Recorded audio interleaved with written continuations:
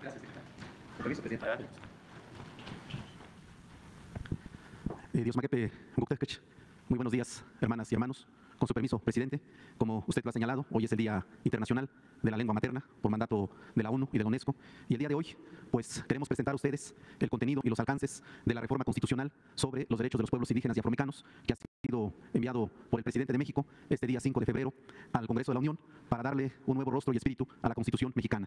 Y en esta lámina podemos apreciar la presencia de los pueblos y comunidades indígenas y afromexicanas a lo largo y ancho del territorio nacional, y por eso el primer punto de esta reforma constitucional es reconocer a México como una nación pluricultural y multiétnica, en donde existen 70 pueblos indígenas y el pueblo afromexicano en todo el territorio nacional, desde Baja California, donde están los pueblos humanos, hasta la península de Yucatán, donde está el pueblo maya. Estamos hablando de 70 pueblos indígenas que hablan 68 lenguas indígenas con 364 variantes. Son 7.3 millones de hablantes de lenguas indígenas, 23 millones de personas se reconocen, se autoascriben como pertenecientes a uno de estos pueblos indígenas, y hay 2.5 millones de personas que se autoascriben como afromexicanas. Este es, pues, el rostro de la diversidad cultural, lingüística, étnica de nuestro país.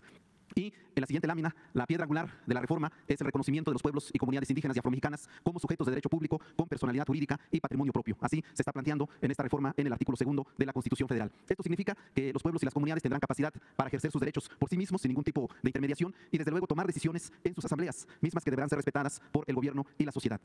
También podrán nombrar y elegir a sus autoridades en asambleas, sus actos y decisiones tendrán pleno valor jurídico, podrán realizar obras, acciones y proporcionar servicios públicos para el bienestar comunitario, de manera importante recibir y administrar recursos públicos de manera directa y defender sus derechos colectivos ante instancias jurídicas y otras autoridades.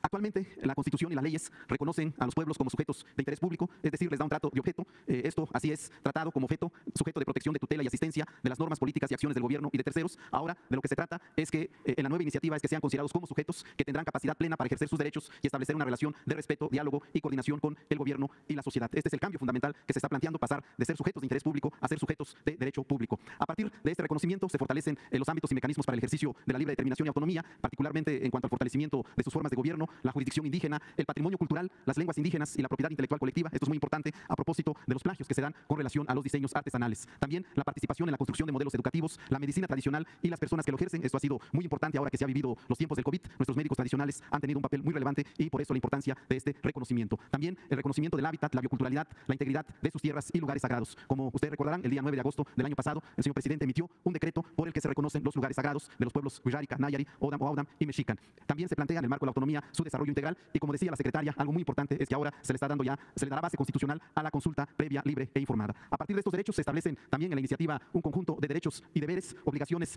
para el Estado, en particular la de impulsar el desarrollo comunitario y regional. Hemos estado sobre esta base en este gobierno haciendo los planes de justicia, inició allá con el pueblo yaqui, ahora tenemos 17 planes de justicia en todo el país. También el deber de asignar presupuesto que los pueblos y comunidades indígenas podrán administrar y ejercer directamente, la protección del patrimonio cultural y la propiedad intelectual colectiva, proporcionar servicios de salud adecuados a la cultura, a la lengua de nuestros pueblos, también garantizar los derechos de las mujeres indígenas y afromexicanas, construir y ampliar vías de comunicación, caminos artesanales, radiodifusión, telecomunicación e internet. Aquí destacamos de manera importante la construcción de los caminos artesanales que, si bien iniciaron en el estado de Oaxaca, ahora se están construyendo en otras partes del país. De manera importante reconocer las formas organizativas de residentes inmigrantes indígenas, sobre todo en los contextos urbanos, así como el vínculo con sus comunidades de origen. Y finalmente esta obligación de celebrar las consultas ante actos administrativos y legislativos que sean susceptibles de afectarles. También en la iniciativa de reforma se propone fortalecer en el apartado C todo lo que tiene que ver con los derechos de los pueblos y comunidades afromexicanas. Se establece una definición constitucional, se les da el carácter de sujetos de derecho público y se reconocen derechos específicos. También se está creando un nuevo apartado B en donde se está reconociendo y garantizando los derechos de las mujeres indígenas y afromexicanas a la participación, toma de decisiones, a la educación, la salud, la propiedad y posesión de la tierra y demás derechos humanos. Y también un catálogo de derechos de la niñez, adolescencia y juventud indígenas y afromexicanas.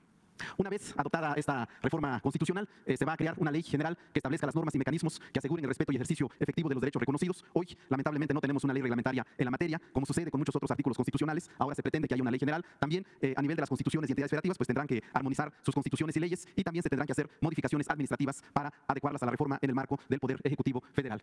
Finalmente, es importante destacar que esta iniciativa de reforma constitucional recoge los resultados obtenidos en el proceso de diálogo y consulta con los pueblos indígenas y afromexicanos celebrados del año 2019 al 2021. Es muy importante destacar que aquí está la palabra de las autoridades indígenas y representantes que participaron en este proceso, siguiendo esta premisa farista de que con el pueblo todo, sin el pueblo nada. De modo que, pues, ahí está contenida la palabra de los pueblos. Y bueno, pues nosotros afirmamos que esta reforma es un acto de humanidad, es un acto de elemental justicia social, es un elemento constitutivo de la cuarta transformación de la República que encabeza usted, presidente, y pone en práctica la premisa que nos ha iluminado, que nos ha guiado en este gobierno, de que por el bien de todos, primero los pobres, los más humildes y olvidados, en especial nuestros pueblos y comunidades indígenas y afromexicanas. Muchas gracias, presidenta, y quiero entregarle en este momento una edición de la revista de México Indígena que hemos hecho para este efecto, en donde vamos a difundir esta reforma constitucional en todo el país.